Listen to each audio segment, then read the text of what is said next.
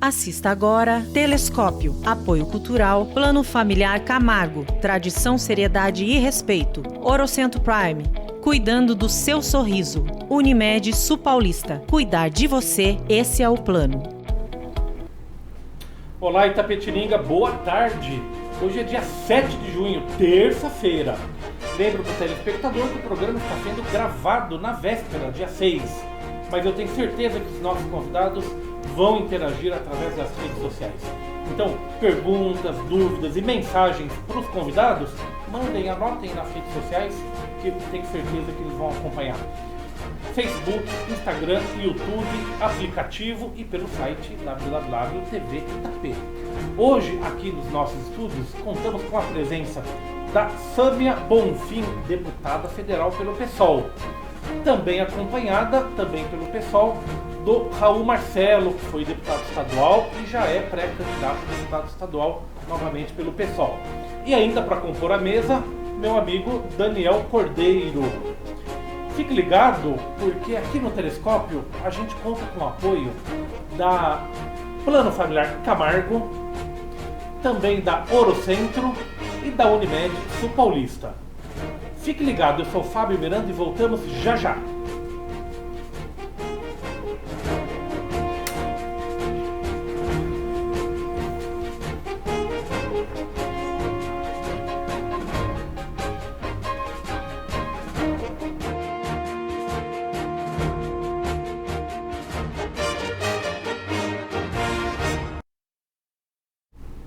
É isso aí, de volta com o seu programa Telescópio. Hoje a pauta é política. E eu vou começar pedindo para que ela mesma se apresente. A nossa convidada aqui nos estúdios da TVI é a Sâmia Bonfim, deputada federal pelo PSOL. Boa tarde, obrigado, deputada. Boa tarde, obrigada pela oportunidade, pelo espaço. Bom, eu sou a Sâmia. Sim. Hoje eu sou deputada federal pelo PSOL de São Paulo. Sou líder da bancada lá no Congresso Nacional. Mas de formação eu sou professora, servidora pública estadual e graduei em letras pela Universidade de São Paulo, natural de Presidente Prudente, mas residente em São Paulo já há 12 anos. Perfeito. Vamos falar de política hoje? Vamos lá. Vamos sempre. Vamos lá. Raul Marcelo, boa tarde, obrigado pela sua presença. De novo aqui na TVI, né, Raul? Sim, eu que agradeço, Fábio, Daniel, as pessoas que acompanham. Está aqui na companhia da Sâmia Bonfim. A Sâmia, que é uma conhecida nossa, sempre apoiadora da região metropolitana nossa. Então é um prazer estar com ela aqui visitando a cidade de Itapetininga. Você é de Sorocaba, já foi deputado estadual? Sorocaba, fui vereador, deputado, 3 mandatos, né? E agora vamos disputar novamente essa eleição, no momento agora a pré-candidatura. Então nós estamos debatendo o desenvolvimento regional, as questões de educação. Estivemos aqui inclusive nessa visita no Instituto Federal, que é uma iniciativa importante no campo educacional. Nós temos também a Unesp, que é uma universidade estadual, as FATECs aqui na nossa região, né, a UFSCar, que chegou faz pouco tempo. Então são iniciativas importantes, mas que a região não pode parar aí. Nós temos também um modelo de desenvolvimento, discutir geração de emprego. E a Sâmia é parceira da região metropolitana e nos representa muito bem em Brasília. Então, muito obrigado aí pelo espaço, por estar aqui com vocês hoje. Vamos prosear. Daniel Cordeiro, boa tarde. Obrigado. Boa tarde, mais uma vez. Na bancada do Telescópio. Obrigado. Preparado para falar de política? Sempre, né? Sempre, né? Uhum. Vamos lá. Fazendo o giro aqui, começando pela Sâmia. O que está pegando hoje no Congresso? Acontece que o Brasil está numa situação de uma crise social e econômica muito forte. E como é ano eleitoral, o governo Bolsonaro tenta dar algum tipo de resposta para aquilo que mais toca o brasileiro, que é o bolso. Principalmente o preço do combustível, assim, tá? Tem lugar que você... Eu já vi em Brasília, posto de gasolina, R$8, R$9 o litro da gasolina. Mesmo também o diesel, batendo recorde. Então, toda semana tem um projeto que tem a ver com tentar, de alguma forma, reduzir o valor, mas nenhum deles está fazendo a menor diferença. Já trocou quantas vezes o presidente da Petrobras? Já é a terceira vez, já teve inclusive militares, agora é o nome mais diretamente ligado ao Paulo Guedes, o nome direto do mercado. E não consegue baixar o preço. Não consegue, porque eles vêm com uma saída sempre que é tentar reduzir algum tipo de imposto. Então isso sempre tem um resultado colateral, porque menos imposto significa menos arrecadação de recursos para os estados e municípios. Primeiro foi o PIS e COFINS, agora foi o ICMS. No mesmo dia que a Câmara aprovou a redução do PIS e COFINS no combustível, teve um reajuste de 10% do valor do diesel. Ou seja, não resolve nada, porque você vota um dia o projeto paliativo e no mesmo dia o Brasil segue pagando muito caro. A gente tem um projeto no Congresso que é para mudar a lógica de cobrança do combustível, que é acabar com o que é chamado de PPI, que é paridade de preços internacional. Porque hoje o valor do combustível no Brasil está submetido ao valor do dólar. Então, se a Shell, por exemplo, dita o valor do barril, o Brasil é obrigado a se submeter a esse valor. Mesmo que o Brasil tenha total capacidade de produção para o mercado interno, inclusive para o mercado externo, porque a Petrobras é uma gigante, tem refinaria, foram fechadas algumas, é um absurdo, porque refinaria te dá a possibilidade de ter o produto bruto, né? Assim, aliás, além do produto bruto, refinado, né? Que vai direto para o consumidor, mas é uma política consciente dos montes da Petrobras também. Estão falando, inclusive, na possibilidade de privatização, que é um crime, porque é uma empresa de infraestrutura que muitos países gostariam de ter. Vamos lá, privatização é um outro assunto aí que eu quero pegar também. Perfeito. Mas, voltando ainda no preço dos combustíveis, se tivesse uma solução, o Bolsonaro já tinha adotado, se fosse fácil, não era isso ou não? Qual que é a proposta? A nossa proposta é que o Brasil não utilize mais a paridade de preço internacional como um modelo de cobrança do valor do combustível. Que seja utilizado os custos, aliás, os valores de produção interna com um acréscimo de lucro para poder a empresa, enfim, crescer, fazer os seus investimentos. E na nossa proposta tem também, paralelamente a isso, a revisão de matriz energética para que se invista mais em projetos de impacto ambiental menos danosos, né, do que o próprio, enfim, a forma como o petróleo é produzido e refinado. Esse é o nosso projeto. Pelo Bolsonaro, não sei se ele adotaria alguma medida. Acontece que ele está muito atrelado a essa lógica do mercado. Por exemplo, a Petrobras hoje tem muitos acionistas estrangeiros. Sim. São eles que acabam controlando esses valores. E quando o preço sobe, eles gostam, porque eles estão ganhando mais dinheiro, na verdade. Enquanto o Guedes e o Bolsonaro estiverem ali, vai ser isso que vai seguir. Essa é a nossa proposta, rever o PPI, acabar com o PPI. A gente fez um cálculo, nossa assessoria, né, de economia, teria uma redução de cerca de pelo menos 40% do valor do combustível. 40% representaria isso? Faria muita diferença na vida do brasileiro, isso. Super. Com certeza. Isso está sendo discutido, em que pé que está, em que patamar que está andando? Nós estamos batalhando para que entre como um projeto de urgência no Congresso, porque o Arthur Lira já disse que agora são semanas para votar projetos relativos ao preço dos combustíveis. Mas todos eles ainda diz respeito aos impostos, nem nada estrutural. Então, muda uma semana, mas depois já tem um aumento de novo. A gente está batalhando para recolher as assinaturas para votar direto no plenário. Você acha que tem confiança?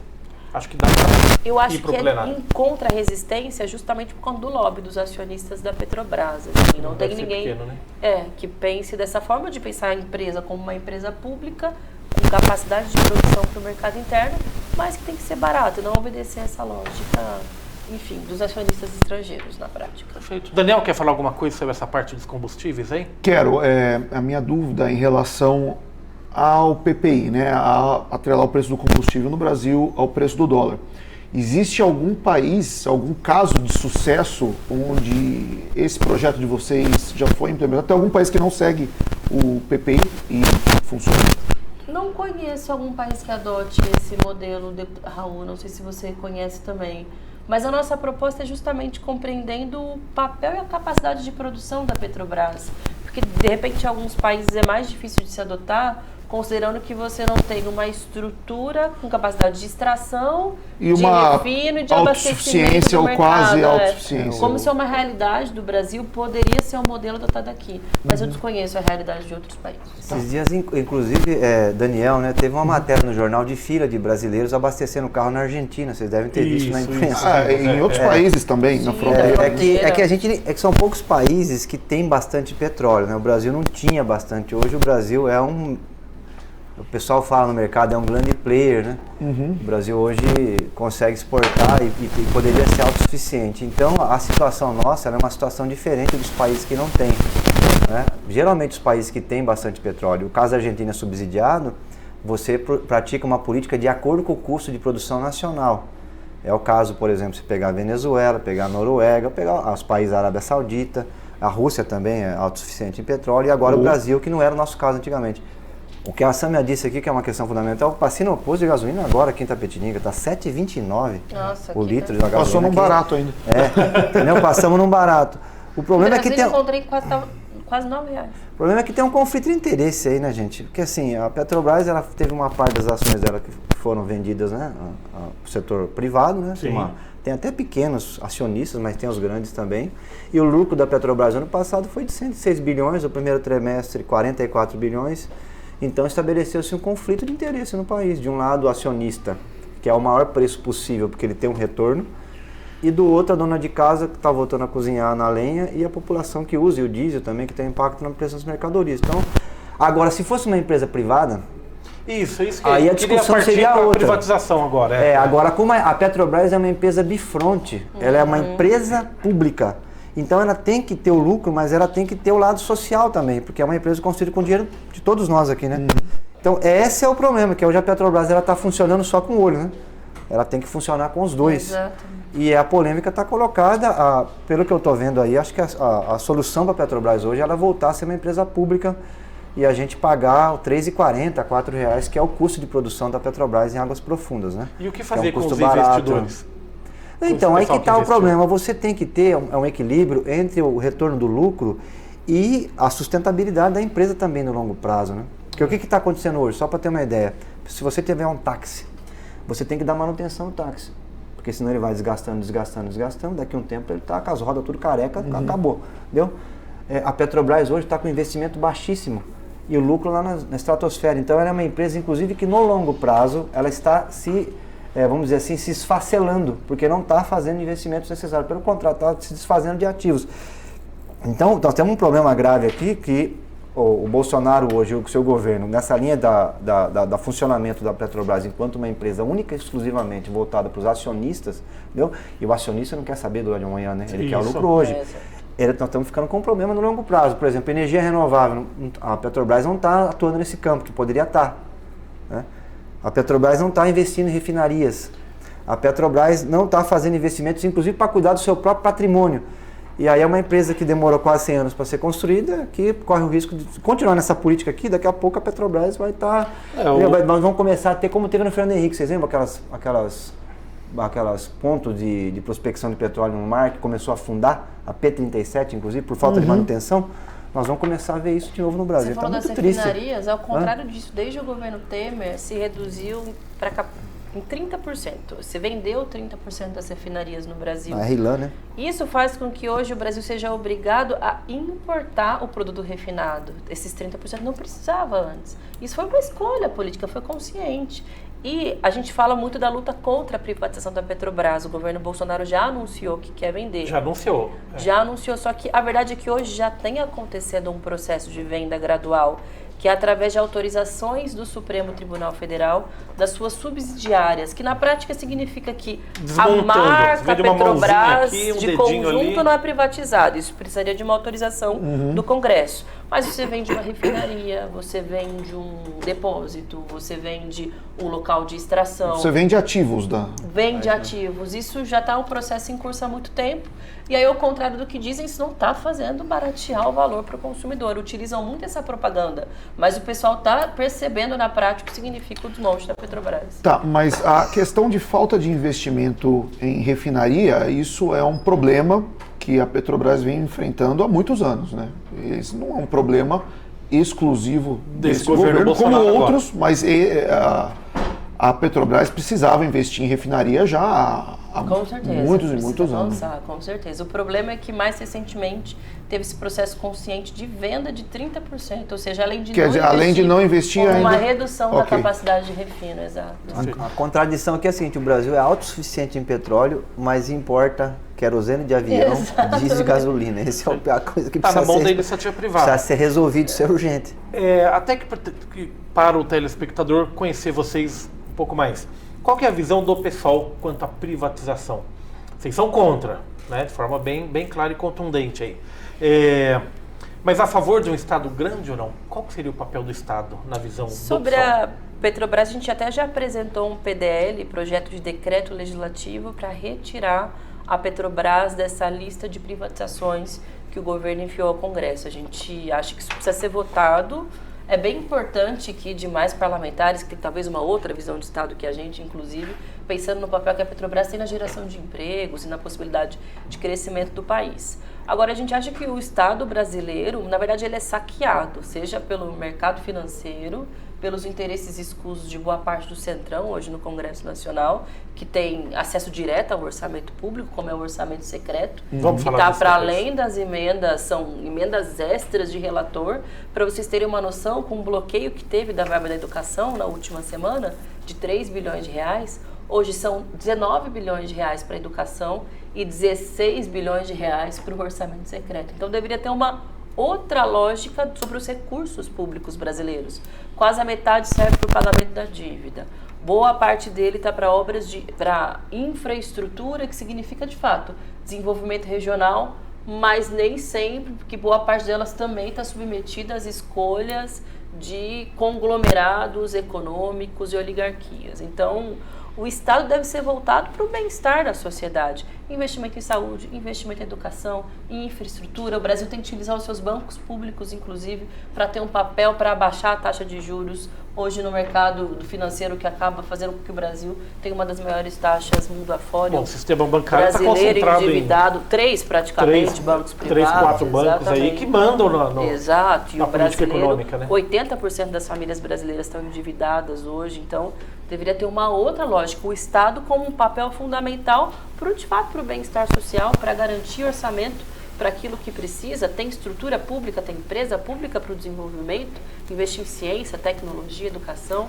Essa é a nossa visão geral do que deveria ser o Brasil. Concordo com tudo. Tá difícil, né? Com o governo Bolsonaro está cada vez mais difícil. E esse é o nosso principal papel, tirá-lo. Mas é porque com essa lógica de corrosão daquilo que...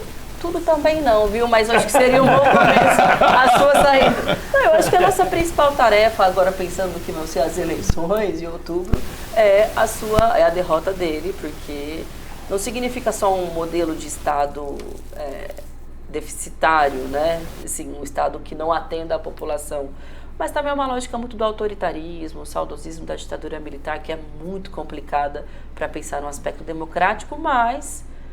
e por isso o pessoal, inclusive, já definiu que vai votar no Lula, vai fazer a sua campanha no primeiro turno. Mas o nosso papel também vai ser de contribuição para um modelo de país, né? O que a gente precisa defender? A primeira tarefa vai ser derrotá-lo, mas quais são os passos seguintes? E é isso que a gente quer discutir nas eleições, né? Para além daquele processo tradicional de pedir voto, reunir as bases eleitorais, é discutir um pouco o país, o estado de São Paulo, junto com o Raul. Ainda na Sâmbia, tranquilo, Raul participando aí, como é a convivência, o dia a dia, os debates ali nos corredores, sabendo que quem manda mesmo é o Centrão, não é nem o Bolsonaro, né? Hoje manda no orçamento... Desanima ou não? É desanimador, o Congresso Nacional não é o lugar mais gostoso de circular ou de fazer política no Brasil, mas é porque são muitos interesses dos pesos pesados da política, das oligarquias, do funcionamento regional, que não necessariamente obedece àquilo que deveria ser prioridade para o povo. Isso que eu mencionei do orçamento secreto tem vários nomes, emenda de relator, RP9, mas é um grande esquema de corrupção, na verdade. É boa parte do dinheiro público sem nenhum tipo de transparência, sem nenhum critério técnico. É lobby para todo lado. Você não sabe qual é o deputado, nem para onde. Eu já ouvi falar naquele congresso, inclusive, de venda de orçamento secreto. Como assim? Então, o deputado X tem direito a 1 milhão lá, entre muitas aspas, porque ele negociou direto com o Arthur Lira 3 milhões de reais, mas aí ele vende parte desse valor para um outro deputado, e aí essa venda é um esquemão de corrupção, porque daí é dinheiro no bolso dele, do orçamento público para destinar para a base eleitoral do outro. Isso é tão grave que, dependendo da quantidade de dinheiro que o cara consegue, é maior do que o orçamento de algumas cidades, de alguns estados brasileiros. Então eles acabam se tornando super poderosos nas suas bases locais. E isso faz com que eles se reelejam prefeitos, elejam vereadores, e o espaço para boa política, para a política das ideias, dos debates, acaba não acontecendo. Então, muita gente assiste o Congresso, uma sessão da TV Câmara, fala, nossa, mas o que está acontecendo? Por que só fala meia dúzia? Por que as pessoas não contestam, de fato, o projeto de país, o que está acontecendo com a saúde, com a educação? É porque a maioria está ali para pegar, para passar esse pires irregular para levar para suas bases, que tem o seu papel, tá bom, ali consegue uma obra, uma ponte, uma escola, mas é muito desigual, porque acaba favorecendo aquele que tem mais relação com o presidente, não aquele que, de fato, tem uma melhor proposta para a sua própria região. Eu tenho pergunta para fazer. Eu também. Ainda sobre o Congresso, então eu vou lá, vou espremer a Sami. Estados como... Vamos cuidar das palavras aí para não cometer nenhuma injustiça aí. Alagoas, por exemplo. Por coincidência. Por coincidência. Então tem um senador, tem um governador de estado. Podia ter sido o Maranhão. Você escolheu. Poderia ter sido o Maranhão. Também Não, o coincidência. Maranhão tem uma linha, né, um ponto fora da curva, né? Mas vamos pegar Alagoas mesmo, que é mais capitania hereditária mesmo. A custa de orçamento, a custa de assistencialismo, né? Mas o fato é que isso se repete. Né? Se tem político que pratica assistencialismo, é porque tem população que vive assistencializada. Né? Vamos usar o termo assim. Como que vai quebrar essa corrente? Mas primeiro que tem que acabar com o orçamento secreto. Se hoje existe emendas, tanto de bancada, que são os deputados federais do estado, que têm determinado orçamento e entram no acordo ou dividem para onde deve ser destinado esse dinheiro. E se tem os deputados individualmente, que cada um tem direito a cerca de 15, 17 milhões, depende do orçamento do ano, e eles devem ser transparentes, esses recursos, para onde eles vão, acho que essa já é a fatia de contribuição que individualmente ou partidariamente ou estadualmente se tem para além do orçamento geral. Agora, essa lógica paralela, ela é gravíssima, porque para além dessa lógica paralela, desse orçamento secreto, mesmo no orçamento oficial, já se tem muito atrelamento para essas regiões. Então, o que justifica que no ano retrasado, por exemplo, quando eu estava na comissão de orçamento, se tenha tido muito mais recursos para, por exemplo, para o Exército garantir a sua alimentação, do que para garantir a alimentação escolar dos nossos jovens no ensino fundamental. E quando você vai depurar, tá ali, que os caras estão comprando picanha, leite condensado, estão comprando champanhe, enquanto tem criança que vai para a escola que está comendo bolacha de água e sal porque não conseguem se alimentar. Então, essa lógica do orçamento que é botado no final do ano, e geralmente assim, ó, uma velocidade que a hora que vê já foi. Véspera do Natal, a população nem está percebendo e isso é muito determinante para o que vai acontecer no país no ano seguinte. Educação, a gente acabou de visitar o Instituto Federal, por exemplo. A previsão para esse ano é que em agosto não se tenha mais dinheiro para pagar luz, água nos institutos federais e nas universidades. A gente está passando ainda por uma pandemia, a gente viu o papel da ciência no Brasil, mas ano após ano tem corte nessa área tão fundamental para que o país funcione. Perfeito. Samia, quebrar esse círculo vicioso depende do próprio Congresso, né? Depende deles próprios, né? Difícil, né? Depende deles próprios, mas depende também de da quem população. Vota, né? A gente tem possibilidade de colocar outras pessoas. Com E certeza. claro, a população não tem culpa, né, da situação do país, mas A ela gente tem pode uma ter dois Renan no Senado. oportunidade. Pois é, mas ela tem uma oportunidade de votar diferente ou de mesmo de fiscalizar, de acompanhar, que é um processo importante. Porque votar todo mundo vota, mas não necessariamente tá ali ligado em detalhes do que acontece, porque a vida também é muito cheia de coisa para as pessoas. Sim. Mas acho que também é o nosso papel expor, apresentar o que acontece. Raul, vamos deixar a Samia beber água um pouco. E a nossa região sudoeste aí? Em termos de estado de São Paulo, é a região que menos se desenvolve, né, Raul? É a região mais pobre, né, chamada antigamente de ramal da fome, né, isso há muito tempo atrás, mas também não tem por parte do governo do estado uma visão de desenvolvimento para a nossa região, né, Raul? Primeiro eu quero agradecer a Samia aqui pela parceria em prol da nossa região. R$1 milhão para os institutos federais, né? Para cá foram, para de Itapetininga 200 mil, para o de Sorocaba 800 mil reais para reformar. Para as Santas Casas também aqui da nossa região metropolitana, R$1,5 milhão ela destinou, e não do orçamento secreto, do orçamento transparente. Esse, qualquer jornalista, você que está em casa, você pode entrar na internet escreve lá na página da Câmara o nome da SAMI, está lá o CPF dela e para onde ela destinou os recursos. Porque nós temos o outro orçamento secreto, o jornalista só fica sabendo se ele for visitar a obra no dia da inauguração, né? Então eu quero fazer esse agradecimento aqui, porque quem tem serviço prestado a gente precisa registrar, porque vai ter muita agora ave de arribação aqui durante as eleições na nossa região, Sim. que nem conhecem Itapetininga, não conhecem Sorocaba, né, e que vão levar muitos votos daqui e nunca mais vão voltar para cá. E como você disse, nós temos muitos desafios aqui, são 27 cidades, as cidades são muito diferentes. Tem cidades que têm muitas plantas industriais, se você pegar, por exemplo, Porto Feliz, Votorantim, Sorocaba, né, e tem outras cidades que tem uma economia mais agrícola, né? Você tem problema nas estradas vicinais aqui da região, a questão hospitalar também segue sendo um gargalo. O hospital aqui de Itapetininga passou por vários problemas orçamentários durante a pandemia. Então, assim, a gente tem muito problema na área do desenvolvimento e a questão política ela é muito importante. Por quê? Porque a gente sabe que o mercado vai aonde tem retorno. Saneamento básico demora 50 anos para ter retorno. O setor privado não quer fazer. As empresas querem pegar a cidade que já tem tudo instalado. Eles querem pegar para administrar o que está pronto. Não querem pegar para fazer, porque é um investimento muito pesado. Então, os desafios são vários. E nós vamos ter que fazer um trabalho forte junto ao governo do Estado de São Paulo, né, no próximo período, porque esse já terminou, né, agora a gente teve até troca, o atual só teve a saída do Dória, desistiu de ser candidato a presidente da República, agora o Rodrigo Garcia assumiu, candidato à reeleição, acho que com muita dificuldade, inclusive, por conta de ausência de serviço prestado, sobretudo no interior de São Paulo, né, e vai ficar um canteiro de obras para o próximo governador. Aqui que nós estamos trabalhando, eu já tive 3 anos na Assembleia, a ideia é montar uma frente parlamentar para fazer uma reforma fiscal em São Paulo. Hoje, 70% dos impostos de São Paulo estão baseados no ICMS, ou seja, na parte de circulação de mercadoria e serviço, né, do consumo das famílias. E é um negócio doido esse, porque um desempregado vai fazer compra no supermercado e passa lá os filhos da Antônio Emília para fazer compra, tá pagando igual, entendeu? Só que proporcionalmente a renda é absolutamente diferente. E infelizmente TCMD, que é imposto de herança aqui em São Paulo, as taxas, a gente não tem hoje nem taxação sobre jet ski, lancha, nada, é muito pouco. Então a ideia é montar uma frente parlamentar para puxar para baixo o ICMS e elevar para cima, sobretudo, o TCMD, que esse ano aqui nós vamos ter uma arrecadação de 5 bilhões, ele está em 4% de São Paulo. Para quem não sabe, TCMD é imposto de herança.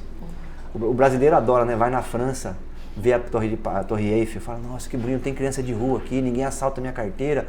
Só que lá o bilionário, quando morre, paga 40% para o governo. Entendeu? A hora que ele vai fazer a transmissão da herança, 40% vai para o governo fazer o quê? Fazer política social, educação e segurança pública. Estados Unidos é 33%. Aqui no Brasil o teto é 8% e tem estado que cobra 2%. São Paulo, depois de uma briga na Assembleia, subiu para 4%, foi para 5 bilhões. Você vai falar, Raul, mas o que faz com 5 bilhões? Pô, o orçamento de Sorocaba é 3 milhões. O orçamento da USP, da Unicamp e da Unesp é 9%. Eu fiz uma proposta para dobrar o ITCMD para 8%, que é o teto nacional, que aliás nós vamos brigar em janeiro para subir para 40%, ou no mínimo 30%, né, Samir? Escalonado, não é para você que tem uma casa de 500 mil reais, não é para quem tem casa, patrimônio acima de 5 milhões, 10, 50, 100. É o caso filho da Casa Bahia, né? Morreu, deixou a herança para os filhos, um filho conseguiu gastar aí quase 2 bilhões de reais, está interditado, inclusive, né?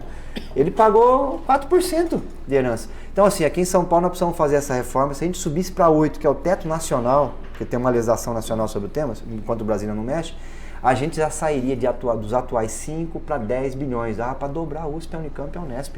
Entendeu? Então, assim, essa é a primeira tarefa. E a outra é mexer no osso. Tem outra coisa secreta aqui em São Paulo também, só para fechar. Aqui em São Paulo também? Tem, que é a desoneração fiscal.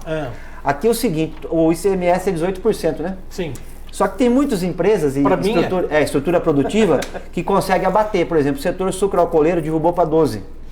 E assim vai. Então, o pessoal da farmácia também conseguiu uma desoneração fiscal. Então, algum setor da economia vai lá, faz um lobby na Assembleia e sai de 18% e derruba. Eles conseguem ir reduzindo. A perda de arrecadação prevista no orçamento para esse ano aqui é de 25 bilhões de reais. É uma caixa preta isso. Entendeu? Já teve denúncia no Ministério Público, agora o Tribunal de Contas foi em cima, que é a órgão que assessora a Assembleia. O Dória, ano passado, no orçamento, pelo menos colocou as cadeias produtivas que estão sendo beneficiadas, mas o nome das empresas ainda não. Então, ano que vem, essa frente parlamentar tem que debruçar em cima disso. Por quê? Porque se a gente libera o orçamento, mais recurso, a gente consegue beneficiar as regiões que precisam de estrada, de centros de tecnologia, de investimento na área da saúde, porque é aquele problema, não adianta você vai brigar hoje lá e não tem dinheiro, literalmente. Esse é o problema de São Paulo. Muito bom. Daniel. Uma dúvida. Essa questão do reajuste da cobrança dos impostos, principalmente visando uma arrecadação maior de quem tem mais. Acho que isso faz todo sentido. Mas eu acho isso interessante a ser acompanhado em paralelo com alguma redução de gasto da classe política. O PSOL tem algum projeto, seja na Câmara Estadual, seja na Federal, para redução de privilégios, não só de Câmara dos Deputados, mas você pega toda a assistência que é dada para os ministros do STF, para o Executivo, para os ex-presidentes, enfim, a classe política, ela tem toda uma estrutura bastante onerosa. A gente vive quase em ambiente de corte, né? Principalmente, e se a gente compara com outros países, até mais desenvolvidos que o Brasil, você vê que esses privilégios... O pessoal, ele atua nesse sentido de querer reduzir um pouco esses privilégios ou não tem nada em pauta? O PSOL foi um dos poucos partidos que votou contra o aumento do fundão eleitoral. Que hoje chegou a praticamente 5 bilhões, é uma parte muito expressiva do orçamento e fica muito concentrado em 3, 4, 5 partidos políticos no Brasil que são os grandões. Aspas, são os mesmos que recebem boa parte do orçamento secreto, inclusive não à toa.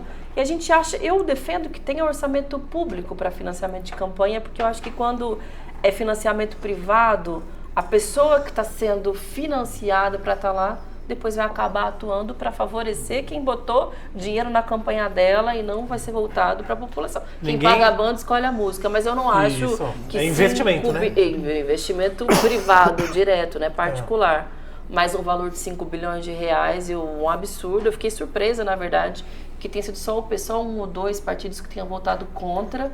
Então, enfim, a gente utiliza depois o recurso da forma mais consciente possível quando chega para o PSOL, mas ela é infinitamente inferior ao que chega para a maioria e não deveria ser dessa forma que funciona nem para o PSOL nem para os demais. Mas a gente tem uma proposta que é assinada pela bancada de que deve ter a redução do salário dos parlamentares, porque uma coisa é o valor que é utilizado para atividade parlamentar. Então, por exemplo, se você for entrar lá no site de transparência, aquilo que eu gasto é para a estrutura de comunicação, boa parte do orçamento, dos recursos é prestado para viagem de avião, que é para ir de São Paulo para Brasília, que é obrigatório, precisa ir para lá trabalhar. É presencial, sim. É presencial e o valor da passagem está absurdamente caro, então boa parte do valor da verba parlamentar acaba indo para isso. Então, uma coisa são esses recursos que são utilizados para o trabalho do parlamentar, para ele viajar presencialmente, para ele visitar o interior, visitar o hospital, visitar a escola, prestar contas. Agora, outra coisa é aquilo que é destinado para individualmente o parlamentar. Essas coisas de auxílios extras, boa parte deles caiu nos últimos anos, mas por uma pressão e uma cobrança da sociedade. E eu mesma, quando assumi no meu primeiro ano, assinei um documento dizendo que eu não iria e não vou utilizar a aposentadoria especial de parlamentar. Eu acho que isso é uma aberração. Teve a reforma da Previdência, que foi uma tragédia para a população brasileira. Mas você não acha que teve nada de positivo? Acho que essa foi a única coisa positiva daquela reforma da Previdência, que acabou com isso porque é uma distorção. A pessoa sairia de lá com o valor integral do salário. Isso não acontece com nenhum cidadão brasileiro, em nenhum lugar do mundo, porque é que deveria acontecer. E outra coisa, são os próprios deputados federais que votam, aprovam, sim ou não, o próprio aumento do salário, correto? O próprio aumento do salário... Isso poderia ser revisto também, né? Pois é. Eu queria poder aprovar meu próprio aumento. Enquanto isso, tem servidor que é professor, é quem trabalha em posto de saúde, quem trabalha no hospital, que tá a polícia, bombeiro, que está há anos sem reajuste. E até teve uma aprovação também durante o contexto da pandemia, não tem nenhum motivo, mas no projeto que era de auxílio emergencial para os estados, para ter dinheiro para hospital, etc., junto botaram uma emenda que era de congelar cálculo para quinquênio, sexta parte, licença-prêmio, como se os servidores, principalmente da saúde pública, não tivessem trabalhado nesse contexto. Então é isso, se governa para si mesmo muito bem, mas para a maioria do povo está anos sem reajuste, a hiperinflação correndo os salários da maioria da população. Então, Entendido. Deixa eu perguntar para o Raul sobre uma questão local aqui, que é o hospital regional, que não é regional. É um assunto que se arrasta há anos. Agora, de novo, estamos numa crise muito grande, que hoje a gestão é da Santa Casa de Sorocaba, Padre Flávio, que está deixando, salvo engano, vai só até o dia 30 agora, né? A prefeitura ainda não anunciou publicamente quem que vai assumir a gestão a partir do dia 1º de julho. Está super em cima aí. Já começou a transição, mas ainda não fala para quem, né? Então ainda está no ar. Um dos argumentos é que precisa ser estadualizado, né? A gente tem aqui na cidade o deputado Giriboni, né? Independente de ser base ou não, se é que tá aí, reside aí o problema, o fato é que o governo do estado não quer estadualizar, né? Não quer para ele essa gestão. Você acompanha esse problema já há alguns anos, né, Raul? Acompanho já, a gente já fez uma frente parlamentar na época para poder ajudar a salvar o hospital, porque ficou sem fluxo de caixa aqui uma época, teve fluxo de caixa interrompido. Sim. O Vitor, inclusive, que acompanha aqui a nossa reunião, acompanhou de perto esse problema. Eu entrei em contato com a prefeita na época, a gente foi até a Casa Civil para discutir isso. Os deputados aqui da região se mobilizaram. É um problema grave. Agora, eu vou dizer para vocês, eu conheço o Padre Flávio desde a época que ele era seminarista em Sorocaba. Eles pegaram, né, sobre a batuta da Igreja Católica a Santa Casa de Sorocaba, depois que a direção lá foi toda presa. Vocês devem lembrar disso, no escândalo da dupla porta do plano de saúde, né? Porque de um lado atendia a SUS, do outro eles montaram um plano de saúde, e aí misturaram os dois orçamentos. E o dado concreto é que nenhum dos dois públicos era bem atendido, e quem comprou o plano de saúde micou inclusive. Então, uma situação assim, de corrupção endêmica na Santa Casa. E o Padre Flávio assumiu, fez um trabalho de excelência, na pandemia virou um herói. E eu vou dizer, eu acho que deveria continuar a gestão da Santa Casa aqui, por conta dessas questões éticas, porque a Santa Casa tem um negócio que é bacana, que é assim, entra o cidadão de chinelo de dedo na repartição, a gente, no Estado Democrático, a gente vê um cidadão, né? Uhum. Ali, além do cidadão, eles veem também o Filho de Deus, entendeu? Então tem todo esse cuidado, as pessoas são muito respeitadas, tudo material de primeira. A Sâmia teve lá, inclusive, a Santa Casa de Sorocaba está passando por uma reforma grande agora, que a gente conseguiu recurso lá para o telhado. Está virando uma referência no tratamento de câncer. E eu acho que seria interessante, porque pelo menos é uma instituição que a gente tem uma confiabilidade. Porque, infelizmente, vários hospitais aqui da região acabaram sendo entregues para OSs. Sim. E muitas OSs que foram OS montadas, a gente chama, né, OS boca de porco, montada na garagem de pessoas, montada na fundo do quintal de casa de político, a OS de parente de vereador, e aí fica 6 meses aqui. Tapetininga teve um monte de escândalo, e em Sorocaba também nós já passamos por isso.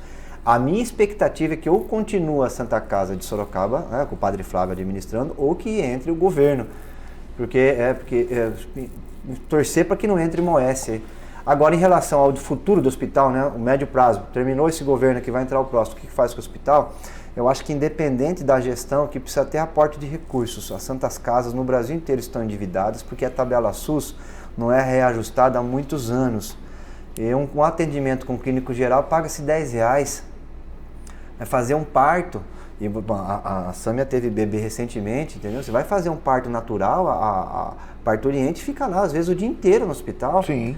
E aí você vai lá, a tabela SUS, é R$200, R$300, entendeu? As coisas assim que não tem cabimento. Não tem orçamento que resista, então, a Santa Casa, não tem gestão que a Santa Casa ela tem que fazer o atendimento do SUS, só que o que se remunera pelo SUS é muito pouco. Então, aí o que acontece? Acontece das duas uma, ou não se atende as pessoas de forma correta, ou lança a mão de tentar ter a dupla porta. E aí piora, porque aí prioriza-se quem paga o plano e o SUS fica abandonado.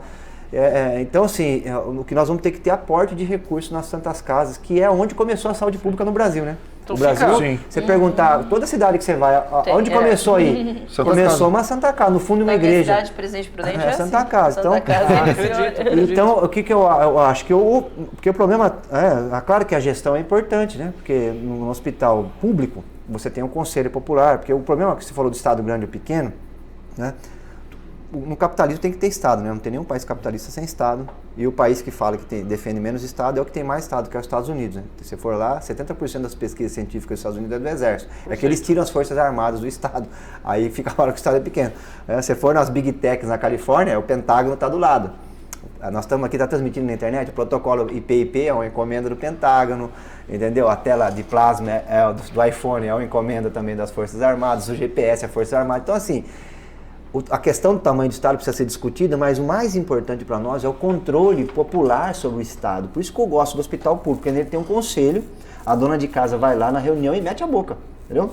Ah, eu vim aqui, minha filha veio fazer o pré-natal, que foi mal atendida, o que está acontecendo?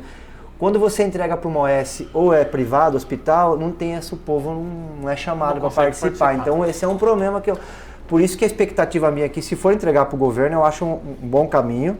E aí depois lutar para que tenha conselho, né, a imprensa fiscalizar, publicar todas as contas e tal. Perfeito. E se não for botar para o governo, manter na Santa Casa. Tá aí uma bandeira para tua campanha. Bem administrado. Foco eu fui de uma CPI. Na saúde porque... Eu abri uma CPI na Assembleia lá, prendi na época quase 20 meliantes, bandidos que estavam roubando o hospital regional. Vocês vão lembrar que a Operação Hipócrates da Polícia Civil, ela é fruto de uma CPI que eu participei das organizações sociais na Assembleia Legislativa. Então, assim, infelizmente na saúde virou muita corrupção aqui por conta desse processo. Não acredito que seja o caso hoje da gestão da Santa Casa de Sorocaba. Não acredito. Não, a Santa Casa, eu vou dizer para você, eu não ponho a mão no fogo por pouquíssimas pessoas, tá?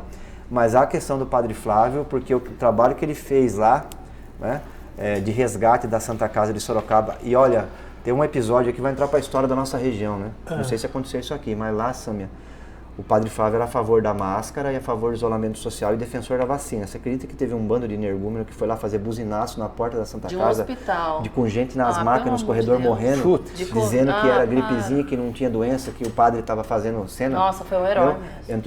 Nunca mais nós vamos esquecer, eu fico até emocionado. Eu tive com o padre tem uns 15 dias. E assim, além de tudo, ele era um defensor da ciência, né? Porque você vai falar, pô, mas o cara é padre. Mas, pô, você tem que acompanhar a evolução de algumas coisas, né? Seja portador de um convite para que ele venha aqui, deputado. Então, vou falar, ele vai gostar. Eu já falei com ele, já fiz o convite, mas reforce, por favor. Ele gosta de discutir saúde pública e vou dizer para você, se ele não for ficar na administração do hospital, que ele não vai ficar ressentido. Ele me falou que não. Ele não é irreversível. Faz o trabalho lá, muito inteligente e muito sério no trabalho ali. E eles pegaram a Santa Casa lá com a Polícia Civil dentro, entendeu? Em Sorocaba. Foi uma coisa muito triste. Vamos encher nosso copo de água? A gente já volta já. Fique ligado, rapidinho.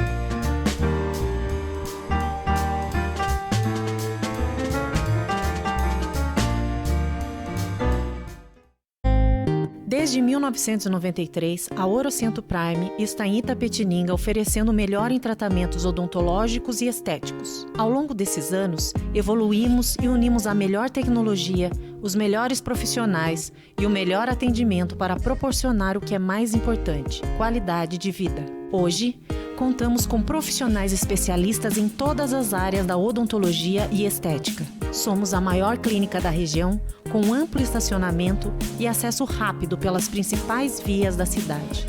Orocento Prime, cuidando do seu sorriso.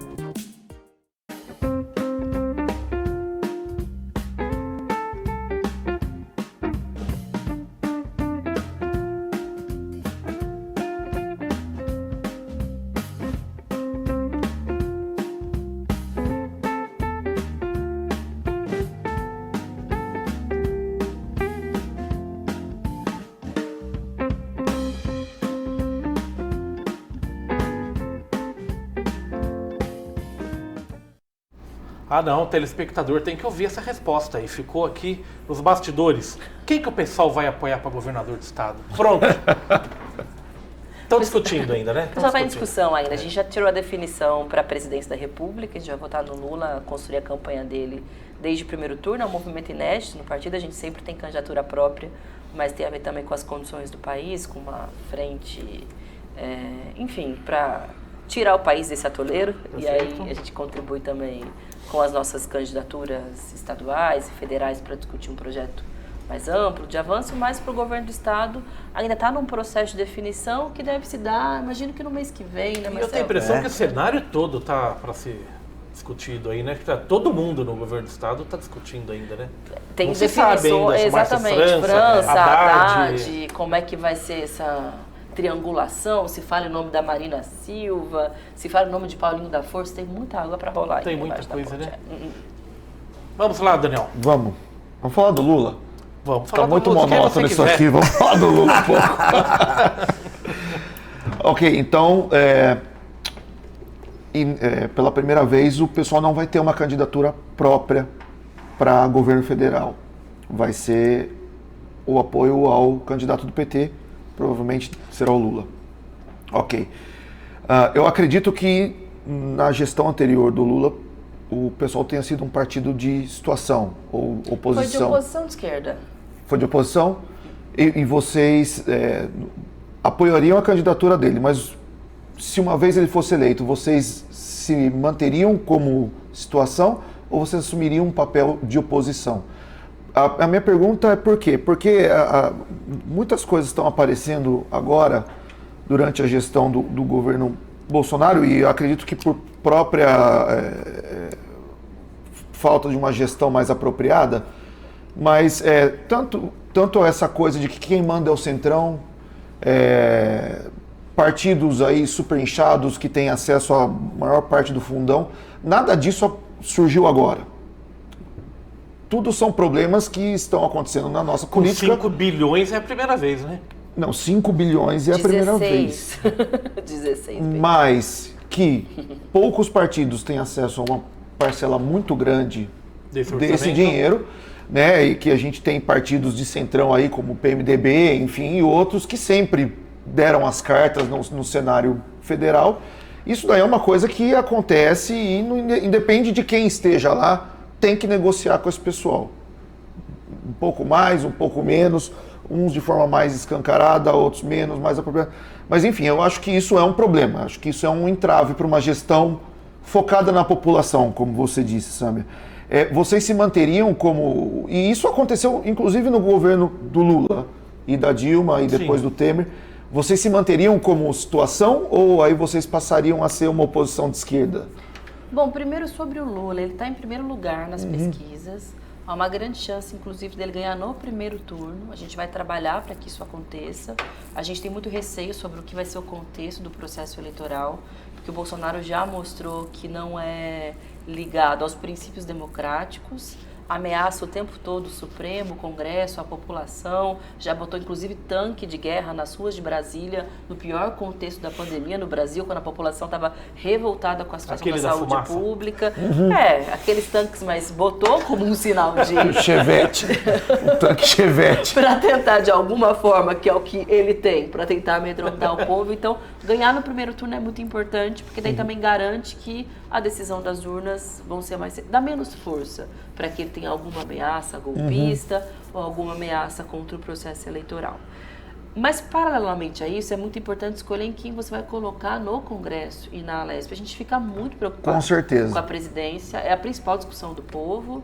O processo eleitoral tem a impressão de que adiantou um pouco esse ano, porque a situação do país está tão grave que se fala em eleição desde o final do ano passado, desde o meio do ano passado, quem é que vai ser, se vai ter terceira via, se não vai ter. Aí Dória tenta, Dória desiste, Moro tenta, Moro desiste, porque está muito polarizado, é Lula ou Bolsonaro. Mas é muito importante decidir o Congresso, por isso que você disse, porque ali tem o Centrão, que sempre esteve ali, que abocanha boa parte do orçamento público, que a maioria para votar, todos, eles constituem uma maioria. E eles se aproveitam do sistema político para fazer as coisas de acordo com os interesses particulares dele. Se perpetuam. Tem gente que está ali desde que o Brasil é Brasil, entendeu? Só vai se Não, reorganizando e aí de elege o filho, o sobrinho. E mais do que isso, aí eles conseguem colocar o cara no Tribunal de Contas da União, fazem lobby para poder colocar o próprio ministro no Supremo Tribunal Federal. Então, além deles estarem ali e se reproduzirem, eles tomam conta das demais estruturas públicas no Brasil. Do judiciário, uma agência do reguladora, então, exatamente, eles acabam tendo poder total, por isso que é tão importante decidir em quem vai votar. E aí entra o papel do pessoal, que, modéstia à parte, o pessoal nunca se envolveu em nenhum desses escândalos. A gente tem a a moral, a ética como um dos princípios norteadores do partido. Hoje mesmo saiu de manhã uma lista na imprensa de quanto cada partido recebeu do orçamento secreto que já foi liberado esse ano. O único partido que não recebeu um centavo foi o PSOL e nem vai receber. Então, para a gente, o combate à corrupção e a independência política é um princípio independentemente do governo que vai estar lá. Então, qual que vai ser o papel do PSOL no governo Lula? É seguir fazendo o debate que a gente sempre fez enquanto PSOL. Se for um projeto bom para o povo, a gente vai ser o primeiro a votar contra, aliás, a votar a favor, a ir para a tribuna, a defender, a organizar junto com a população que deve ser organizado. Então, o Lula está falando, por exemplo, na possibilidade de revogação da reforma trabalhista, pois para a gente isso é o que precisa acontecer no Brasil para que a gente consiga ter geração de emprego, ter dignidade no mundo do trabalho. A gente vai estar ali, junto com os sindicatos, os locais de trabalho organizando. Mas a gente sabe que tem coisas que não necessariamente o Lula está propondo, que a gente propõe, como a taxação das grandes fortunas. A gente precisa construir uma maioria social para que isso seja possível, para uma reforma tributária decente, digna, para que o pobre não pague o mesmo imposto que o ultrabilionário pague no Brasil. Então esse vai ser o nosso papel, como sempre foi desde o início do PSOL, sabe? Independência política. Votar a favor daquilo que é bom, mas não deixar de pautar o seu próprio programa e criticar aquilo que precisa ser criticado. O PSOL nasceu de uma crítica ao que aconteceu no interior do PT, que foi a própria reforma da Previdência. Depois o PSOL cresceu. Quando houve o escândalo do mensalão, vários parlamentares vieram para o PSOL, que foi um escândalo grave, vieram a maioria do PT, e o PSOL só se desenvolveu a partir desses princípios. É a sua trajetória? Eu entrei em 2011 por conta do movimento estudantil da universidade. Direto no PSOL. Direto no PSOL. Raul veio do PT. Eu fui líder da bancada do PT como vereador. Eu saí junto com o Plínio, né, com o Ivan. Foi na época do mensalão que você saiu. Lembro de Arruda Sampaio. Pegando uma carona nesses comentários que você fez, inclusive a respeito da transparência do PSOL e tudo mais, o Lula foi inocentado de suas acusações, mas houveram outros nomes. Sei bem, né? Há controvérsias. Bom, existem nomes que claramente foram condenados, inclusive tiveram que devolver dinheiro para a União, falando mais especificamente do Palocci, que foi ministro da Fazenda do governo Lula. Sim. Quando tudo isso começou a aparecer, na época de Lava Jato e tudo mais, apesar de ser um partido por si só, o PSOL sempre trabalhou muito em sintonia com, não só com o PT, mas com os outros partidos de esquerda. Mas falando especificamente do PT, dentro do PSOL, pergunta meio, vocês se decepcionaram com o que vocês ficaram sabendo que acontecia no governo do PT? Foi uma decepção para o PSOL? Vocês provavelmente foram pegos de surpresa também por todos esses escândalos. Foram pegos de surpresa? Raul, talvez você tenha mais condição de responder essa porque você está há mais tempo, porque eu surgi no PSOL quando o PSOL já existia enquanto partido, tinha uma bancada, foi em 2011, já tinha uma vida autônoma e pouco, pelo menos a minha militância, né? Pouco esse DNA que vem do PT. Tipo assim, a gente saiu do PT por algumas divergências e tal, mas a gente não esperava ver isso. Eu já conheci esse partido já em funcionamento, que foi o que me atraiu na época. Enquanto jovem, tinha 20 anos. Ela se saiu bem. Você saiu, foi bem. Porque eu não cheguei a ter esse processo de acompanhamento e de uma eventual decepção. Para mim sempre foi uma visão crítica já sobre o que foram as experiências do PT, porque era a experiência já formada do pessoal. Por isso, eu não passei pro Raul por covardia, porque ele, inclusive, foi, né, participou dos diretórios. Eu filiei no PT. Tá chamando de velho, na verdade. Você que tem mais ideia. É que eu filiei no PT no aniversário meu de 16 anos. Poxa. Minha família inteira, aqueles comitês de anistia, né, fundação do PT e tal. Meu irmão foi diretor dos sindicatos metalúrgicos também com 17 anos em Sorocaba. Então, tem uma questão sentimental, assim, mas o respeito é muito grande. Eu disputei a eleição em Sorocaba, a prefeitura, no último pleito, né? A gente não foi para o segundo turno por 0,3, com o vice do PT. Né? Então, nós estamos nesse processo, tem um processo de diálogo, de respeito e de divergência, como tem na política. Então, tem uma divergência grande, porque em determinado momento no país, o PT virou meio sistema, né? E como você disse, o sistema é esse no Brasil. Eu não sou o sistema é o Centrão. Você falou a verdade. O que é o Centrão? O Centrão são as oligarquias regionais, que estão aí desde as Seis Marias. Acho que um dos dois que comentou, Capitania que é a capitania hereditária. Você pegar lá a família do Antônio Carlos Magalhães, entendeu? Você vai Nossa. a família do Renan Calheiros, entendeu? Aí você vai assim, e uma parte também aqui no interior de São Paulo você tem essas situações de famílias que se sucedem nas prefeituras durante Então agora qual que é o problema? O problema é que além de você ter a inclusão dessas oligarquias regionais dentro do bloco de poder do PT, que era o problema do mensalão e é o problema de entregar a Petrobras, por exemplo, o PMDB, Sim. e ter todos aqueles escândalos, a nossa crítica não era uma crítica só a esse ponto, é uma crítica porque é o seguinte, você poderia incorporar e subordinar esses setores a um modelo de desenvolvimento alternativo para o país. E isso, infelizmente, nós somos críticos e vamos seguir criticando, porque o Brasil, amigos que estão acompanhando, Fábio, Daniel, a Sâmia acompanha isso todo dia em Brasília, nós estamos voltando a virar uma fazenda, viu, pessoal? Aqui é o problema grave. O agronegócio não consegue gerar emprego de quantidade que nós precisamos no Brasil. O Brasil hoje é o segundo maior exportador de carne, está entre os primeiros exportadores aí de minério de ferro, de silício, manganês, e no entanto a gente tem aí quase 50 milhões de desempregados. Se você contar o desalentado, o que procura emprego e o informal que trabalha uma hora no sábado à noite e fica a semana inteira sem trabalhar, dá quase 50 milhões. Então, assim, qual que é o modelo de desenvolvimento que, infelizmente, já vem sendo aplicado no Brasil desde o Collor? É o modelo do Brasil agrário. E é curioso porque a gente está recuando na economia e nas instituições políticas. Veja só, patrimonialismo voltou, era uma coisa dos anos 30. Entendeu? O que é o orçamento secreto? É a apropriação do patrimônio público pela Camarilha de Brasília. Sim. Coronelismo. Pelos coronéis. Coronelismo. Voltou também no Brasil. O que é o coronelismo? É o Lira mandar todas as ambulâncias para a cidade dele lá em Alagoas. Você viu isso aí, né? Entendeu? Isso é o coronelismo. O que é? Agora o Bolsonaro, por exemplo, a gente tinha o Bolsa Família no Brasil. Era uma política de Estado, né? Tinha todo ano. Sim. Agora acabou. Em dezembro acaba. O auxílio emergencial ele vai até dezembro. E eles tentaram aprovar um negócio lá em Brasília, rapaz, que era uma calamidade pública, que é para suspender toda a legislação eleitoral e poder criar política social na véspera da eleição. Igualzinho acontecia nos anos 30, era assim, o cara ganhava um pé da botina, se o vereador elegesse, ele ia pegar o outro no gabinete. Ele ganhava a parte de cima na dentadura, se o político elegia, ele pegava de baixo.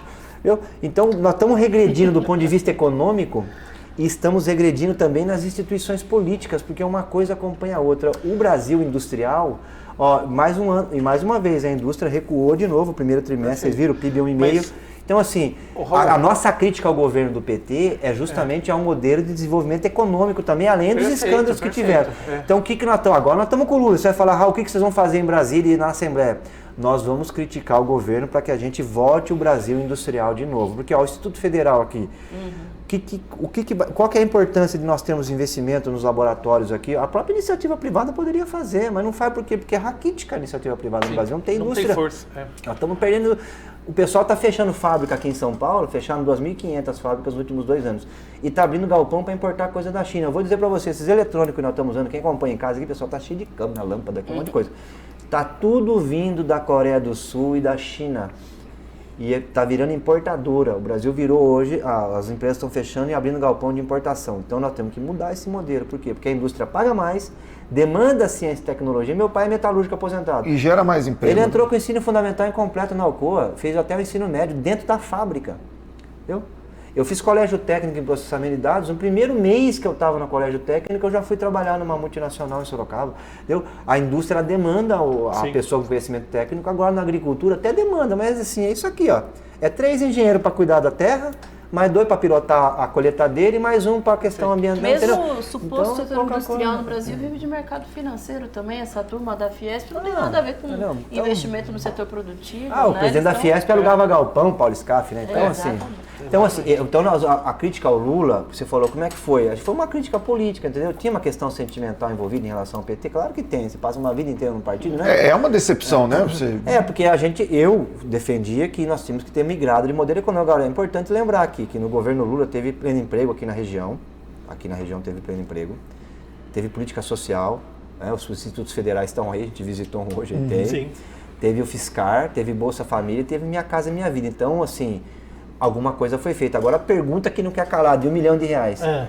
qual obra que o governo Bolsonaro fez aqui na região? Rapaz, eu tô procurando, não acho nenhuma ponte. Eu não achei uma vicinal asfaltada por esse homem, Daniel e Teria um Fábio. asfaltinho, né? Mas nem, em Sorocaba, ele foi inaugurar lá um tratamento de esgoto, que é do segundo governo da Dilma. E aí foi lá, cerrou a faixa e falou, não era coisa que vinha lá de trás, o dinheiro do BNDES, Caixa Econômica. Não, foi lá em Sorocaba, obra dele não tem. A não ser que Tapetininho. Fica a pergunta, pessoal que está acompanhando. Se você achar, manda para mim. Viu? E essa marketing é marketing, né, Daniel? E o candidato a governador do Aí é sei lá que partido que é o dele, lá do Tarcísio, como executor de obras. E no estado de São Paulo não tem obras o Tarcísio, ele é um dos que abocanhou uma das maiores partes do orçamento quando a gente vota no final do ano. Com isso, o Bolsonaro fez muita política para prefeitos e para governadores, porque os caras também querem abastecer os seus redutos eleitorais com grandes obras, em especial em época de eleição. E é essa vitrine que ele vai tentar apresentar para o estado de São Paulo agora. Não adianta nada você ter a vitrine, mas você não ter concretamente o que apresentar. Raul colocou muito bem a situação da região, mas isso é uma realidade pelo estado de São Paulo todinho. Quanto mais para o interior você vai, mais abandonado é. Eu sou da região de Presidente Prudente, você falou bem do cenário completamente agrário.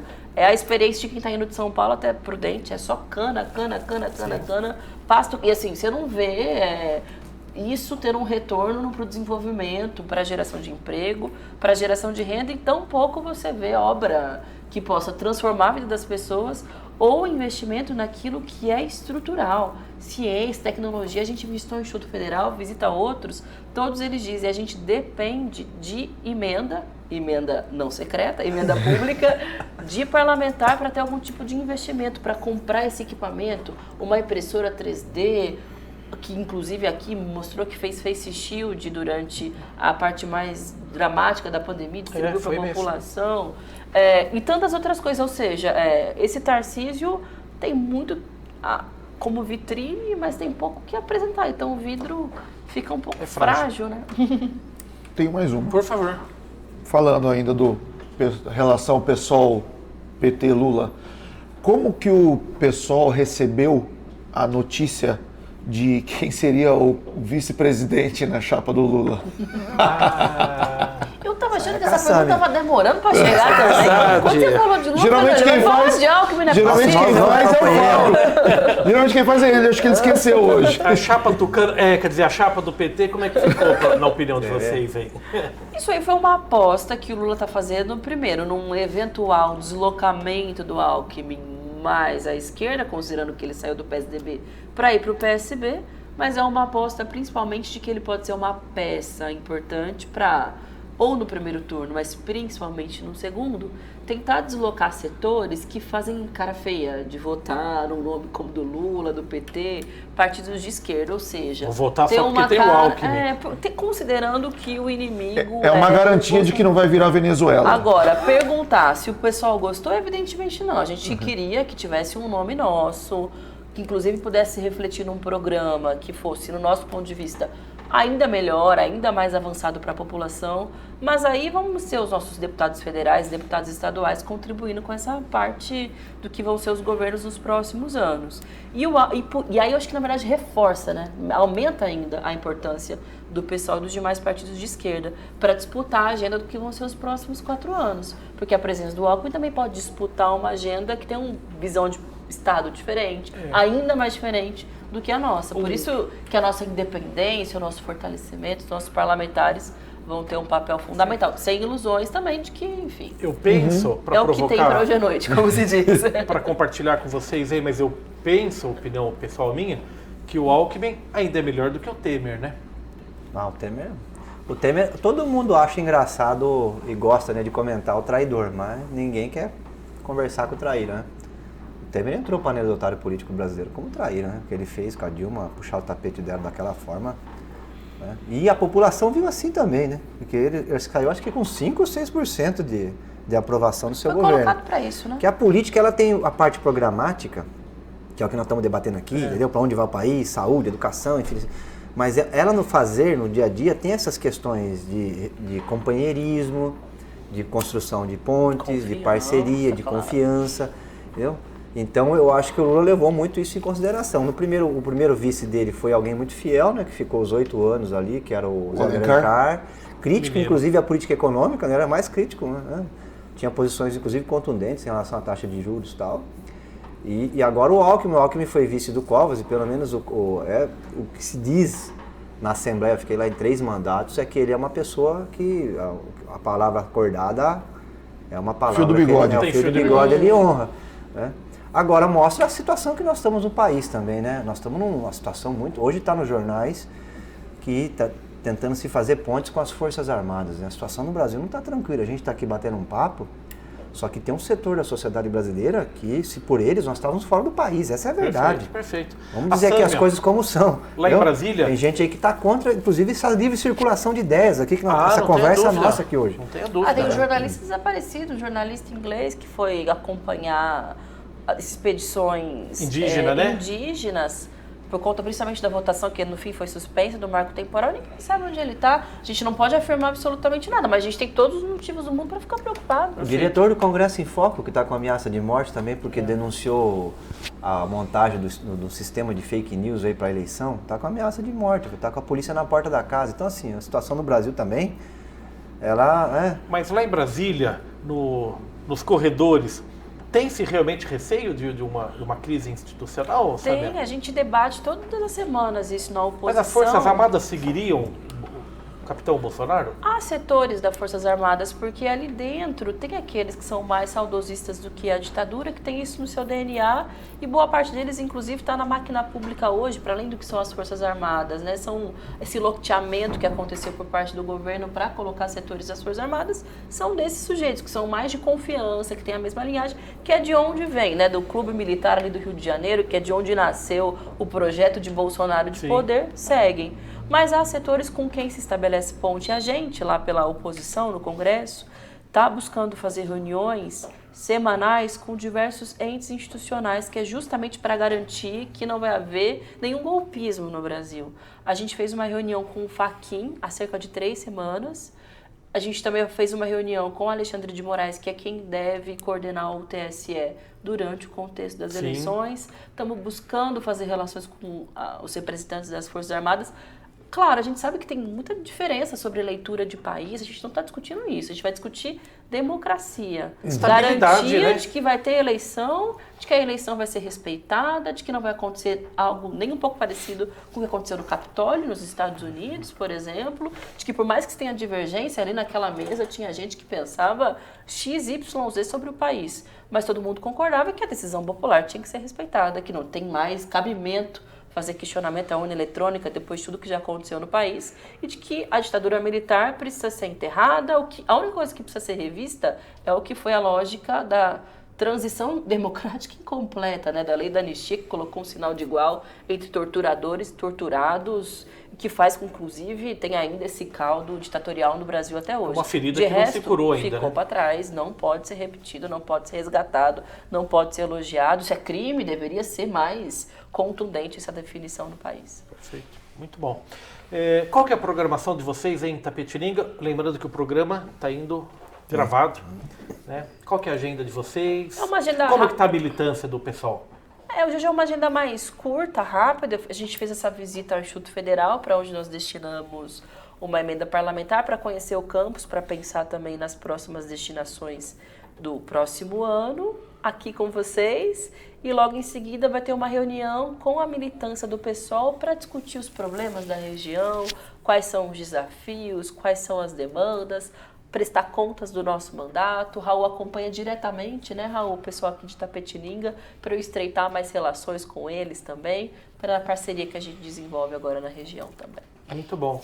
Raul já levou a Sâmia para comer bolinho de frango ou não? Todo mundo tá me falando desse bolinho de frango, não conheço nem o cheiro. Vitor Oliveira conhece onde tem bolinho de frango. Fale com o Vitor, ele é o cara do pessoal aqui. Então não saio daqui sem levar o Vitor Oliveira comigo para garantir, porque todo lugar é bolinho de frango. A gente tem um histórico aqui, né, Vitor, dos recursos para a saúde, né? Quando eu estava na Assembleia Legislativa, a gente conseguiu reformar, inclusive, Pirapozinho, né? Tá bonzinho. E tá bonzinho, né? Desculpa a unidade de saúde ali, acho que foram R$400 mil, né? 400 mil reais. Então tem um histórico aqui também de acompanhamento da Santa Casa, a gente quer manter essa parceria. Acho que o trabalho do político é esse, né? A gente faz a denúncia, debate também o futuro do país e tenta, na medida do possível, estabelecer ponte e trazer recursos para a cidade quando isso é transparente, está dentro do orçamento e tal. Então é um trabalho que a gente quer continuar fazendo e com essa parceria importante com a Sâmia, que é uma... olha, eu vou dizer para vocês, eu fico sempre muito emocionado quando eu toco a Sâmia, porque a juventude brasileira está carente de referência. Vamos dizer as tem um coisas. errinho no GC lá, só para evitar problema. Ele antecipou, já botou você como deputado. Já te Raul. elegeram. Já te elegeram. Aí. Trazendo boas Mas você novas. sabe que em Sorocaba... Antecipando, tá gravado, mas não tanto. Como eu voltei para a Assembleia ano passado, muita gente... Pré-candidato. Muita gente não sabe que eu não estou mais na Assembleia, porque eu voltei para a Assembleia ano passado e assim, nem todo mundo acompanha o jornal, né? Então, como teve uma repercussão grande quando eu voltei para ficar, eu sou o primeiro suplente. Aí terminou a suplência, o pessoal... O jornalista me liga e trata como deputado, não tem É só para problema. justificar que houve um erro no GC lá, senão, né? Então a gente está com a Sâmia Pede mais aqui, emenda. Essa emenda já. Então a gente está com a Sâmia aqui e a juventude brasileira precisa de referências. Não precisa, porque olha, tem algumas referências, sobretudo nas redes sociais, hoje jovens pregando a volta do nazismo, outro falando que tem que voltar ao fascismo. Outro que acabou de ser caçado na Lesp. Um rapaz foi caçado, eu estava com esse rapaz na Assembleia Legislativa. Ele é um estelionatário, esse rapaz, entendeu? Um absurdo isso aí. Ele conseguiu 12 mil votos em Sorocaba pela internet, falando que imposto é roubo, nunca pisou na cidade, nunca voltou lá nem para agradecer. Entendeu? Então, assim, são fenômenos, né, de estelionatários na política. E a gente está vendo o resultado aí, né? O rapaz foi na Ucrânia fazer turismo sexual em meio a uma guerra, né? Assim, umas coisas assim surreais. Desumano, né? Então a gente Desumano, tem né? até a Sâmia no Congresso Nacional e eu espero que a gente tenha mais jovens, porque a juventude é muito importante no processo político do país. O país vive uma crise grande. A gente está com 119 milhões de brasileiros em insegurança alimentar. 25% disso é criança que não está tomando leite de manhã, que não está comendo carne, para quem não gosta. Quem é vegano não está ingerindo proteína. Isso está tendo problema cognitivo na rede pública, de crianças que não estão conseguindo prestar atenção na aula. Olha o tamanho do problema geracional que nós vamos enfrentar ali na frente. Então a juventude precisa arregaçar as mangas. Eu estou muito feliz, saiu a pesquisa da Datafolha, né? 40% da população está mais pela esquerda e grande parte são jovens. Então acho que tem um engajamento da juventude que é importante. A Sâmia é uma referência grande e vai ser reeleita com certeza como uma das maiores votações do Brasil e e agora, depois de vir aqui em Itapetininga, vai ser parceira aqui da nossa região. Então, assim, e vai ser uma voz importante no Congresso no eventual governo Lula. Tudo indica as pesquisas aí que pode ganhar até o primeiro turno. Sabe, e nós vamos seguir nessa pressão. Bem-vindo à Então, região. é um prazer Obrigada, estar aqui. espero Mais voltar, vezes a com TVI. certeza. Agora que eu sei o caminho, eu sei que tem um bom bolinho. Vai ter um bom bolinho. bolinho de frango. E aqui a gente cobra também, tá? Maravilha. Não, mas isso é importante. Tá certo, então já fica o compromisso para voltar aqui, Excelente. Sâmia. É isso aí, depois. tá? Obrigada. Tá o compromisso, Voltarei. já tá o convite já. Daniel, valeu a conversa? Ela é Valeu. boazinha, né? Você achou que ela fosse brava ou não? Eu achei. Achou? Eu tenho essa fama de brava, mas eu gosto dessa fama, sabia? Porque ali no Congresso Nacional ou tratam mulher como a submissa, Bom, você tá a roubando minha quietinha, pergunta, sabe? ou a... Você tá roubando minha pergunta. Pode me perguntar. Eu ia perguntar exatamente isso. Como é ser uma congressista lá na Câmara dos Deputados? Ambiente masculino, né? Sendo mulher Aquele e jovem. dominante, né? A gente não escuta boas coisas, então a gente gostaria de ouvir em primeira mão. Como é ser uma mulher jovem trabalhando naquele meio? Em relação com os colegas, com os assessores dos colegas, com o pessoal dos partidos ideologicamente opostos. Como que é isso daí? A política ainda é muito masculina no Brasil, né? São 15% de mulheres na Câmara e essa é a maior composição da história da Câmara. Há pouco tempo tinha 6% de mulheres. E quando você vai observar quais são essas mulheres, não é nenhum julgamento moral individual, mas boa parte delas é filha ou é esposa de algum outro oligarca. Então elas chegam ali já com uma costa quente, com alguma expectativa de que ela vai ser uma extensão do trabalho legislativo, político, do seu marido, dessas oligarquias que a sustentam. Pessoas que vêm assim como eu, que é do nada, quem é você? Teu sobrenome Bonfim, não identifiquei ninguém que seja dessa linhagem. De uma capitania, Bonfim, peraí, seu pai é policial, Maranhão, civil, Alagoas, estado de São não é, Paulo. né? Exatamente. São poucas. Isso é muito triste. Porque Latifundiários de Presidente Prudente? Coitados, não, mas conseguiram um terreninho, construíram sua casa e até hoje fazem os puxadinhos para conseguir ter uma vida mais tranquila depois de aposentados. Não, eu venho do pai foi trabalhador rural, depois se tornou policial civil, de uma família de trabalhadores humildes do interior e acabei entrando para a política quando eu consegui passar na USP. Ali eu conheci o movimento estudantil, resolvi me filiar ao PSOL. Depois eu me tornei vereadora, na época eu fui a menos votada da cidade, até tiravam 12 mil votos. Foram 12.500, que para uma cidade como Itapetininga parece muito, mas para São Paulo, de fato, eram pouquíssimos votos. E aí, 2 anos depois, eu tive 250 mil votos e me tornei deputada federal. Foi uma votação surpreendente, inclusive para mim, não é só para quem observa, mas é porque foi a partir do mandato de vereadora que a gente teve, que foi muito combativo, firme em defesa dos princípios. Na época, o Dória era prefeito, então foi uma voz importante na oposição à época. E aí, no Congresso Nacional é isso. Uma mulher naquele espaço tem muito desrespeito, tem muito machismo, assédio, coisas mais básicas e cotidianas do machismo, como não ouvirem o que você está dizendo, até uma ofensa mais pesada, um assédio, etc. Mas é por isso que a gente acaba criando essa fama de brava, porque a mulher que se impõe na política acaba sendo vista como brava. As pessoas têm uma ideia de que tem que ser submissa, dizer sim, senhor, dizer amém para tudo. E as mulheres brasileiras já não estão mais nessa dinâmica. A gente está você passa a impressão de que está lidando bem com essa situação toda. Eu não procuro não internalizar, levar para o lado pessoal, porque eu sei que eles fazem isso com todas as mulheres que chegam naquele espaço. Por mais mulheres, às vezes jornalistas até, às vezes não são nem congressistas. Exatamente. Eu sei que é coletivo, é com todas as mulheres, e por isso que eu acho que eu tenho a obrigação também de responder à altura tudo que acontece. Muito bem. Por mais mulheres e jovens como você. Tomara, sim. É isso. Raul, muito obrigado. Eu que agradeço. Volto sempre. Bate-papo aqui espetacular. É importante esclarecer a população aqui da Itapetininga, da região, sobre o trabalho parlamentar. O debate político vai continuar, né? Independente de quem ganha a eleição. Nós estamos advogando pelo Lula e o Alckmin, né, que são os dois. Nós vamos seguir disputando a agenda do país. Na nossa avaliação tem que ser uma agenda de distribuição de renda com modelo de desenvolvimento alternativo. Esse modelo agrário, ele é necessário, porque a gente precisa comer, se alimentar, exportar também, mas ele não consegue empregar, muito emprego, e só a indústria que consegue. Então nós vamos ter que rediscutir essa questão toda, né? E aí nisso entra a maior empresa do Brasil, que é a Petrobras. Nós abrimos com a Petrobras, vamos fechar com ela. Petrobras precisa voltar a ser uma empresa pública nacional, entendeu? Senão a situação complica. Então essa é a agenda que vai seguir disputando. Então a nossa relação com o Lula, a Samia falou aqui, ela vai seguir sendo uma relação de apoio naquilo que for importante dentro dessa agenda. E quando tiver uma coisa mais Alckmin, nós vamos criticar. Entendeu? A gente entende nós entendemos a situação dos dois. Só que nós vamos manter a nossa independência política, porque a gente não vai ficar preso, né? E eu acho que inclusive tem que acabar esse negócio de orçamento secreto no próximo governo, pelo amor de Deus.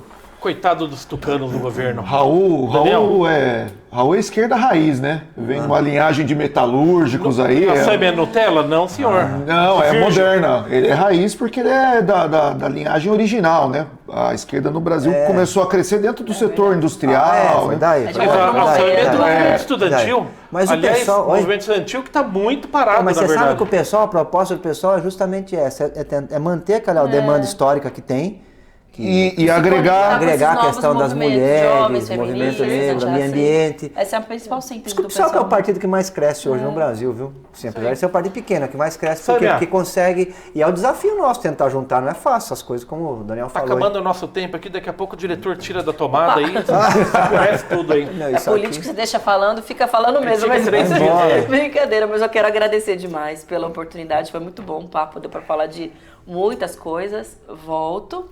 Fica aqui o nosso compromisso. Não, volto mesmo, porque eu gostei bastante da região, do bolinho. Brincadeira, ainda vou conhecer o bolinho, mas porque eu acho que é fundamental esse processo de troca, de prestação de contas, diálogo com a militância. Valeu mesmo, obrigada. Valeu. Daniel, obrigado pela sua presença de novo. Obrigado você mais uma vez, Fábio. Foi muito bom, né? Foi, como sempre. Maravilha.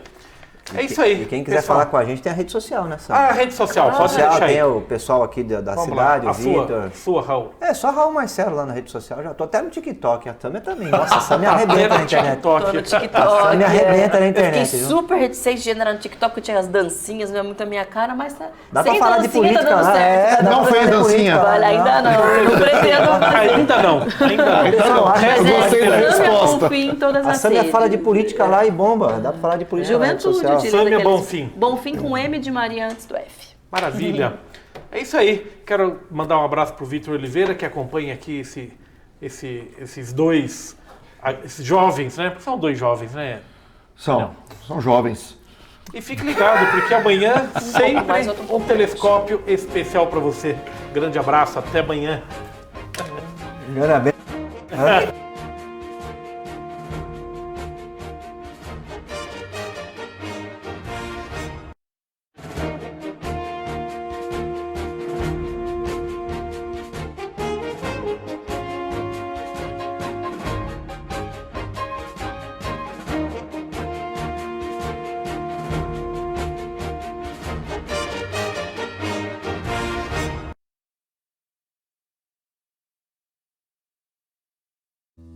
Telescópio.